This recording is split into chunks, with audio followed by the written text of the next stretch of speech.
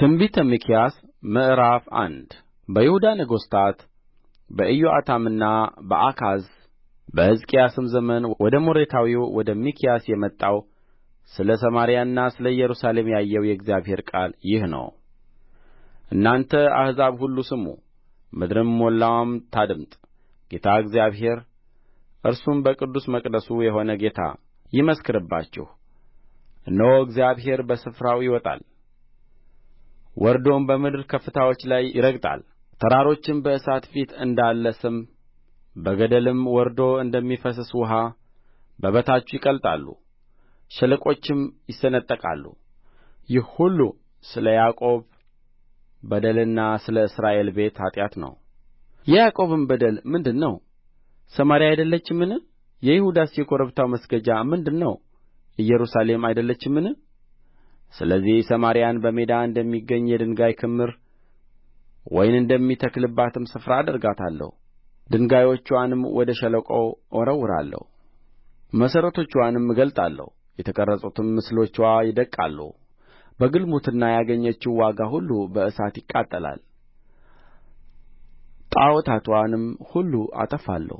በግልሙትና ዋጋ ሰበሰበቻቸው፣ ወደ ግልሙትናም ዋጋ ይመለሳሉና።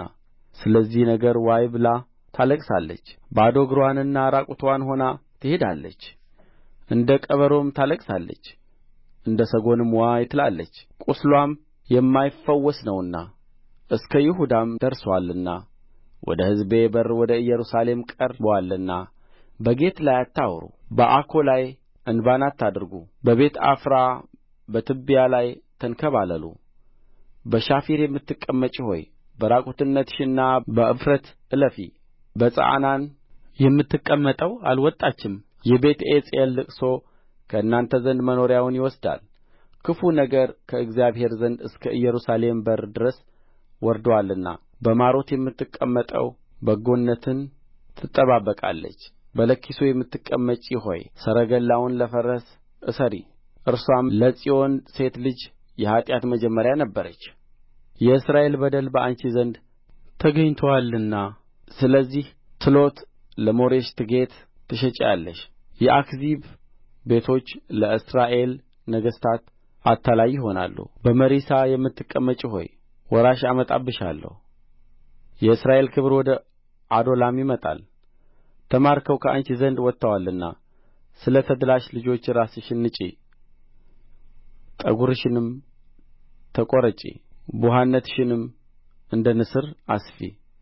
ትንቢተ ሚክያስ ምዕራፍ ሁለት በመኝታቸው ላይ በደልን ለሚያስቡ ክፋትንም ለሚያደርጉ ወዮላቸው።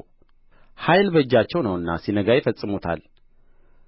በእርሻው ላይ ይመኛሉ፣ በግዴታም ይይዙታል። በቤቶችም ላይ ይመኛሉ፣ ይወስዱአቸውማል። ሰውንና ቤቱን ሰውንና ርስቱንም ይነጥቃሉ። ስለዚህ እግዚአብሔር እንዲህ ይላል፣ እነሆ በዚህ ወገን ላይ በክፉ አስባለሁ፣ ከዚያም አንገታችሁን አታነሡም። ዘመኑም ክፉ ነውና ቀጥ ብላችሁ አትሄዱም። በዚያን ቀን በምሳሌ ይመስሉባችኋል፣ በጽኑ ልቅሶም ያለቅሱላችኋል። እነርሱም ፈጽመን ጠፍተናል፣ የሕዝቤን እድል ፈንታ ይሰፍራል፣ እርሱንም የሚከለክል የለም። እርሻችንን ለዓመፀኞች ይከፍላል ይላሉ። ስለዚህ በእግዚአብሔር ጉባኤ መካከል በዕጣ ገመድ የሚጥል አይኖርም። ትንቢት አትናገሩ ብለው ይናገራሉ፣ በእነዚህም ላይ ትንቢት አይናገሩም። ስድብም አይርቅም። የያዕቆብም ቤት የተባልህ ሆይ በውኑ የእግዚአብሔር መንፈስ የማይታገሥ ነውን? ወይስ ሥራው እንደዚች ናትን? ቃሌስ በቅን ለሚሄድ በጎነት አያደርግምን? ነገር ግን ከቅርብ ጊዜ ጀምሮ ሕዝቤ እንደ ጠላት ሆኖ ተነሥቶአል። ቀሚስንና መጐናጸፊያን ገፈፋችሁ፣ ሳይፈሩም የሚያልፉትን ከሰልፍ እንደሚመለሱ አደረጋችኋቸው። የሕዝቤንም ሴቶች ከተሸለሙ ቤቶቻቸው አሳደዳችኋቸው። ከሕፃናቶቻቸውም ክብሬን ለዘላለም ወሰዳችሁ። በዚህ ዕረፍት የላችሁምና ተነሥታችሁ ሂዱ። በርኵሰት ምክንያት ክፉ ጥፋት ታጠፋችኋለች። ነፍስንም ተከትሎ ስለ ወይን ጠጅና ስለ ስካር ትንቢት እናገርልሃለሁ ብሎ ሐሰትን የሚናገር ሰው ቢኖር እርሱ ለዚህ ሕዝብ ነቢይ ይሆናል። ያዕቆብ ሆይ ሁለንተናህን ፈጽሞ እሰበስባለሁ፣ የእስራኤልንም ቅሬታ ፈጽሞ አከማቻለሁ። እንደ ባሶራ በጎችና እንደ መንጋ በማሰማርያቸው ውስጥ በአንድነት አኖራቸዋለሁ። ከሰው ብዛት የተነሣ ድምፃቸውን ይሰማሉ። ሰባሪው በፊታቸው ወጥቶአል፣ እነርሱም ሰብረው ወደ በሩ አልፈዋል። በእርሱም በኩል ወጥተዋል፣ ንጉሣቸውም በፊታቸው አልፎአል። እግዚአብሔርም በራሳቸው ላይ ነው። ትንቢተ ሚክያስ ምዕራፍ 3 እንዲህም አልሁ፣ የያዕቆብ አለቆችና የእስራኤል ቤት ገዦች ሆይ እባካችሁ ስሙኝ። ፍርድን ታውቁ ዘንድ አይገባችሁምን? መልካሙን ጠልታችኋል፣ ክፉውንም ወድዳችኋል። ቁርበታቸውን ገፍፋችኋቸዋል፣ ሥጋቸውንም ከአጥንታቸው ለያይታችኋል። የሕዝቤን ሥጋ በልታችኋል፣ ቁርበታቸውንም ገፍፋችኋቸዋል፣ አጥንታቸውንም ሰብራችኋል። ለአፍላ እንደሚሆን ሥጋ ለድስትም እንደሚሆን ሙዳ ቈራረጣችኋቸው። የዚያን ጊዜ ወደ እግዚአብሔር ይጮኻሉ፣ እርሱም አይሰማቸውም፣ ሥራቸውንም ክፉ አድርገዋልና በዚያን ጊዜ ፊቱን ከእነርሱ ይሰውራል። እግዚአብሔር ሕዝቤን ስለሚያስቱ ነቢያት እንዲህ ይላል፣ በጥርሳቸው ሲነክሱ በሰላም ይሰብካሉ፣ በአፋቸው ግን አንዳች በማይሰጥ ሰው ላይ ሰልፍን ያስቡበታል። ስለዚህ ሌሊት ይሆንባቸዋል እንጂ ራእይ አይሆንላችሁም፣ ጨለማም ይሆንባችኋል እንጂ አታምዋርቱም። ፀሐይም በነቢያት ላይ ትገባለች፣ ቀኑም ይጠቁርባቸዋል። ከእግዚአብሔርም ዘንድ መልስ የለምና ባለ ራእዮች ያፍራሉ፣ ምዋርተኞችም ይዋረዳሉ፣ ሁሉም ከንፈራቸውን ይሸፍናሉ። እኔ ግን በደልን ለያዕቆብ ኃጢአቱንም ለእስራኤል እነግር ዘንድ በእግዚአብሔር መንፈስ ኃይልንና ፍርድን ብርታትንም ተሞልቻለሁ። ፍርድን የምትጠሉ ቅን ነገርንም ሁሉ የምታጣምሙ እናንተ የያዕቆብ ቤት አለቆችና የእስራኤል ቤት ገዦች ሆይ እባካችሁ ይህን ስሙ። ጽዮንን በደም ኢየሩሳሌምንም በኃጢአት ይሠራሉ። አለቆችዋ በጉቦ ይፈርዳሉ፣ ካህናቶችዋም በዋጋ ያስተምራሉ፣ ነቢያቶችዋም በገንዘብ ያምዋርታሉ። ከዚህም ጋር እግዚአብሔር በመካከላችን አይደለምን?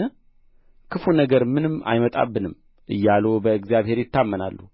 ስለዚህ በእናንተ ምክንያት ጽዮን እንደ እርሻ ትታረሳለች፣ ኢየሩሳሌምም የድንጋይ ክምር ትሆናለች፣ የቤቱም ተራራ እንደ ዱር ከፍታ ይሆናል። ትንቢተ ሚክያስ ምዕራፍ 4 በመጨረሻውም ዘመን የእግዚአብሔር ቤት ተራራ በተራሮች ራስ ላይ ጸንቶ ይቆማል፣ ከኮረብቶችም በላይ ከፍ ከፍ ይላል። አሕዛብም ወደ እርሱ ይጐርፋሉ።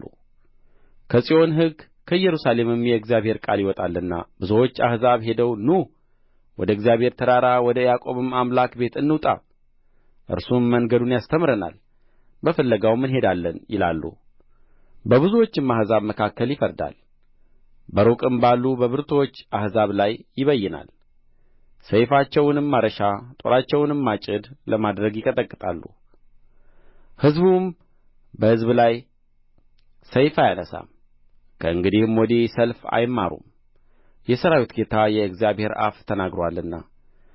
ሰው እያንዳንዱ ከወይኑና ከበለሱ በታች ይቀመጣል፣ የሚያስፈራውም የለም። ሕዝቡም ሁሉ እያንዳንዱ በየአምላኩ ስም ይሄዳል፣ እኛም በአምላካችን በእግዚአብሔር ስም ለዘላለም እንሄዳለን። በዚያን ቀን አንካሳይቱን እሰበስባለሁ ይላል እግዚአብሔር፣ የባከነችውንና ያስጨነቅኋትንም አከማቻለሁ። አንካሳይቱንም ለቅሬታ ወደ ሩቅም የተጣለችውን ለብርቱ ሕዝብ አደርጋታለሁ። ከዚያም ወዲያ እስከ ዘላለም ድረስ እግዚአብሔር በጽዮን ተራራ በእነርሱ ላይ ይነግሣል። አንተም የመንጋ ግንብ ሆይ የጽዮን ሴት ልጅ አምባ ወደ አንተ ትመጣለች። የቀደመችው ግዛት የኢየሩሳሌም ሴት ልጅ መንግሥት ትደርሳለች። አሁንስ ለምን ትጮኺአለሽ? እንደምትወልድ ሴት ምጥ ያደረሰብሽ ንጉሥ ስለሌለሽ ነውን? ወይስ መካሪ ስለ ጠፋብሽ ነውን? የጽዮን ልጅ ሆይ እንደምትወልድ ሴት አምጠሽ ውለጂ። አሁን ከከተማ ትወጫለሽና በሜዳም ትቀመጫለሽ፣ ወደ ባቢሎንም ትደርሻለሽ። በዚያም ያድንሻል፣ በዚያም እግዚአብሔር ከጠላቶችሽ እጅ ይቤዥሻል። አሁንም ርኩስ ትሁን፣ ዓይናችንም በጽዮን ላይ ይይ የሚሉ ብዙ አሕዛብ በአንቺ ላይ ተሰብስበዋል። ነገር ግን የእግዚአብሔርን አሳብ አያውቁም፣ ምክሩንም አያስተውሉም። እንደ ነዶ ወደ አውድማ አከማችቶአቸዋልና።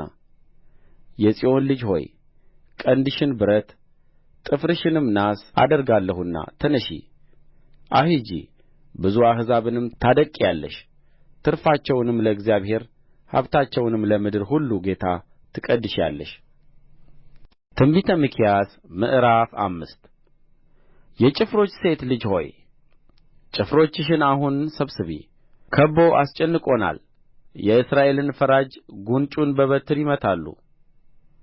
አንቺም ቤተ ልሔም ኤፍራታ ሆይ አንቺ በይሁዳ አእላፋት መካከል ትሆኚ ዘንድ ታናሽ ነሽ። ከአንቺ ግን አወጣጡ ከቀድሞ ጀምሮ ከዘላለም የሆነ በእስራኤልም ላይ ገዥ የሚሆን ይወጣልኛል። ስለዚህ ወላጂቱ እስከምትወልድበት ጊዜ ድረስ አሳልፎ ይሰጣቸዋል። የቀሩትም ወንድሞቹ ወደ እስራኤል ልጆች ይመለሳሉ። እርሱም ይቆማል፣ በእግዚአብሔርም ኃይል በአምላኩ በእግዚአብሔር ስም ግርማ መንጋውን ይጠብቃል። እነርሱም ይኖራሉ። እርሱ አሁን እስከ ምድር ዳርቻ ድረስ ታላቅ ይሆናልና። ይህም ለሰላም ይሆናል። አሦራዊውም ወደ አገራችን በገባ ጊዜ ምድራችንንም በረገጠ ጊዜ 7 እረኞችና 8 አለቆች እናስነሣበታለን። የአሦርንም አገር በሰይፍ የናምሩድንም አገር በመግቢያው ውስጥ ያፈርሳሉ። አሦራዊውም ወደ አገራችን በገባ ጊዜ ዳርቾቻችንም በረገጠ ጊዜ እርሱ ይታደገናል። የያዕቆብም ቅሬታ በብዙ አሕዛብ መካከል ከእግዚአብሔር ዘንድ እንደሚወርድ ጠል በሣር ላይ እንደሚወርድ ካፊያ ሰውንም እንደማይጠብቅ የሰውንም ልጆች ተስፋ እንደማያደርግ ይሆናል። በዱር አራዊትም መካከል እንዳለ አንበሳ በበጎች መንጋም መካከል አልፎ እንደሚረግጥ የሚታደግም ሳይኖር እንደሚነጥቅ እንደ አንበሳ ደቦል እንዲሁ የያዕቆብ ቅሬታ በአሕዛብና በብዙ ወገኖች መካከል ይሆናል። እጅህ በጠላቶችህ ላይ ከፍ ከፍ ትበል፣ ጠላቶችህም ሁሉ ይጥፉ። በዚያም ቀን ፈረሶችህን ከመካከልህ አጠፋለሁ፣ ሰረገሎችህንም እሰብራለሁ ይላል እግዚአብሔር። የምድርህንም ከተሞች አጠፋለሁ፣ ምሽጎችህንም ሁሉ አፈርሳለሁ። መተትንም ከእጅህ አጠፋለሁ፣ ምዋርተኞችም ከእንግዲህ ወዲህ አይሆኑልህም። የተቀረጹትን ምስሎችህንና ሐውልቶችህን ከመካከልህ አጠፋለሁ። ለእጅህም ሥራ ከእንግዲህ ወዲህ አትሰግድም። የማምለኪያ ዐፀዶችህንም ከመካከልህ እነቅላለሁ፣ ከተሞችህንም አፈርሳለሁ። ባልሰሙም አሕዛብ ላይ በቍጣና በመዓት እበቀላለሁ። ትንቢተ ሚክያስ ምዕራፍ 6 አሁን ተነሣ፣ በተራሮችም ፊት ተፋረድ፣ ኮረብቶችም ቃልህን ይስሙ ብሎ እግዚአብሔር የሚለውን ስሙ።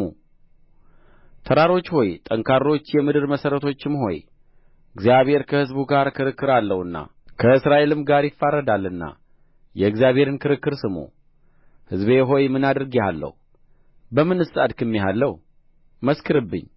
ከግብጽ ምድር አውጥቼሃለሁ፣ ከባርነት ቤትም ተቤዥቼሃለሁ። በፊትህም ሙሴንና አሮንን ማርያምንም ልኬልህ ነበር።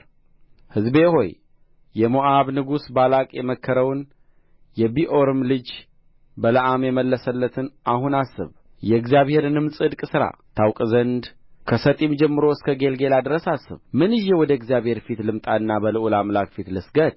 የሚቃጠለውን መሥዋዕትና የአንዱን ዓመት ጥጃ ይዤ በፊቱ ልምጣን? እግዚአብሔርስ በሺህ አውራ በጎች ወይስ በእልፍ የዘይት ፈሳሾች ደስ ይለዋልን? ወይስ የበኵር ልጄን ስለ በደሌ የሆዴንም ፍሬ ስለ ነፍሴ ኃጢአት እሰጣለሁን? ሰው ሆይ መልካሙን ነግሮሃል። እግዚአብሔርም ከአንተ ዘንድ የሚሻው ምንድር ነው? ፍርድን ታደርግ ዘንድ ምሕረትንም ትወድድ ዘንድ ከአምላክህም ጋር በትሕትና ትሄድ ዘንድ አይደለምን? የእግዚአብሔር ድምፅ ከተማይቱን ይጠራታል። ስምህን መፍራት ጥበብ ነው። የመቅሠፍትን በትር እርሱንም ያዘጋጀ ማን እንደ ሆነ ስሙ። በውኑ በኃጢአተኛ ቤት የኃጢአት መዝገብ የተጸየፈም ውሸተኛ መስፈሪያ ገና አለ ይሆን? በአባይ ሚዛንና በከረጢት ባለ በተንኰል መመዘኛ ንጹሕ እሆናለሁን? ባለጠጎችዋን ግፍ ሞልቶባቸዋል፣ በእርስዋም የሚኖሩ በሐሰት ተናግረዋል፣ ምላሳቸውም በአፋቸው ውስጥ ተንኰለኛ ነው። ስለዚህ እኔ ደግሞ በክፉ ቍስል መታሁህ፣ ስለ ኃጢአትህም አፈረስሁህ። ትበላለህ፣ ነገር ግን አትጠግብም፣ ችጋርህም በመካከልህ ይሆናል። ትወስዳለህ፣ ነገር ግን አታድንም፣ የምታድነውንም ለሰይፍ እሰጣለሁ። ትዘራለህ፣ ነገር ግን አታጭድም፣ ወይራውንም ትጨምቃለህ፣ ነገር ግን ዘይቱን አትቀባም። ወይኑንም ትጨምቃለህ፣ ነገር ግን የወይን ጠጁን አትጠጣም። አንተን ለጥፋት በእርስዋም የሚኖሩትን ለማፍዋጫ እሰጥ ዘንድ የዘንበሪን ሥርዓትና የአክዓብን ቤት ሥራ ሁሉ ጠብቃችኋል፣ በምክራቸውም ሄዳችኋል፣ የሕዝቤንም ስድብ ትሸከማላችሁ። ትንቢተ ሚክያስ ምዕራፍ 7 የዛፍ ፍሬና የወይን ፍሬ ከተለቀሙ በኋላ እንደ ቀረው ቃርሚያ ሆኛለሁና ወዮልኝ! መብል የሚሆን ዘለላ ነፍሴም የተመኘችው በመጀመሪያ የበሰለው በለስ የለም። ደግ ሰው ከምድር ጠፍቶአል፣ በሰውም መካከል ቅን የለም። ሁሉ ደምን ለማፍሰስ ያደባሉ፣ ሰውም ሁሉ ወንድሙን በመረብ ለመያዝ ይከታተለዋል። እጆቻቸውን ለክፋት ያነሣሉ፣ አለቃውና ፈራጁ ጉቦን ይፈልጋሉ። ትልቁም ሰው እንደ ነፍሱ ምኞት ይናገራል፣ እንዲሁም ክፋትን ይጐነጕናሉ። ከእነርሱም ሁሉ የተሻለው እርሱ እንደ አሜከላ ነው፣ ከሁሉም ቅን የሆነው እንደ ኵርንችት ነው። ጠባቆችህ የሚጐበኙበት ቀን መጥቶአል፣ አሁን ይሸበራሉ። ባልንጀራን አትመኑ፣ በወዳጅም አትታመኑ። የአፍህን ደጅ በብብትህ ከምትተኛው ጠብቅ። ወንድ ልጅ አባቱን ይንቃልና፣ ሴት ልጅ በእናትዋ ላይ ምራቲቱም በአማትዋ ላይ ትነሣለችና። የሰው ጠላቶች የቤቱ ሰዎች ናቸውና። እኔ ግን ወደ እግዚአብሔር እመለከታለሁ፣ የመድኃኒቴንም አምላክ ተስፋ አደርጋለሁ። አምላኬም ይሰማኛል። ጠላቴ ሆይ ብወድቅ እነሣለሁ፣ በጨለማም ብቀመጥ እግዚአብሔር ብርሃን ይሆንልኛልና። በእኔ ላይ ደስ አይበልሽ፣ በእግዚአብሔር ላይ ኃጢአት ሠርቻለሁና። እስከሚምዋገትልኝ ድረስ ፍርድን ለእኔ እስኪያደርግ ድረስ ቍጣውን እታገሣለሁ። ወደ ብርሃን ያወጣኛል፣ ጽድቅንም አያለሁ። ጠላቴም ታያለች፣ እኔንም አምላክህ እግዚአብሔር ወዴት ነው ያለች በእፍረት ትከደናለች። ዓይኖቼ ይመለከቱአታል፣ አሁን እንደ መንገድ ጭቃ ትረግጣለች። ቅጥርሽ በሚሠራበት በዚያ ቀን ድንበርሽ ትስፋፋለች። በዚያ ቀን ከአሦርና ከግብጽ ከተሞች፣ ከግብጽ እስከ ወንዙ፣ ከባሕርም እስከ ባሕር፣ ከተራራም እስከ ተራራ ድረስ ወደ አንቺ ይመጣሉ። ምድሪቱ ግን በሚኖሩባት በሥራቸው ፍሬ ምክንያት ባድማ ትሆናለች። በቀርሜሎስ መካከል ባለው ዱር ብቻቸውን የተቀመጡት ሰዎች የርስትህን በጎች በበትርህ አግድ። እንደ ቀድሞውም ዘመን በባሳንና በገለዓድ ይሰማሩ። ከግብጽ ምድር እንደ ወጣህበት ዘመን ተአምራትን አሳያቸዋለሁ። አሕዛብ አይተው በጕልበታቸው ሁሉ ያፍራሉ። እጃቸውን በአፋቸው ላይ ያኖራሉ፣ ጆሮአቸውም ትደነቍራለች። እንደ እባብም መሬት ይልሳሉ፣ እንደ ምድርም ተንቀሳቃሾች እየተንቀጠቀጡ ከግንባቸው ይመጣሉ። ፈርተውም ወደ አምላካችን ወደ እግዚአብሔር ይመጣሉ፣ ስለ አንተም ይፈራሉ። በደልን ይቅር የሚል የርስቱንም ቅሬታ ዓመፅ የሚያሳልፍ እንደ አንተ ያለ አምላክ ማን ነው? ምሕረትን ይወድዳልና ቍጣውን ለዘላለም አይጠብቅም። ተመልሶ ይምረናል፣ ክፋታችንንም ይጠቀጥቃል፣ ኃጢአታችንንም በባሕሩ ጥልቅ ይጥለዋል። ከቀድሞ ዘመን ጀምረህ ለአባቶቻችን የማልህላቸውን እውነት ለያዕቆብ ምሕረትንም ለአብርሃም ታደርጋለህ።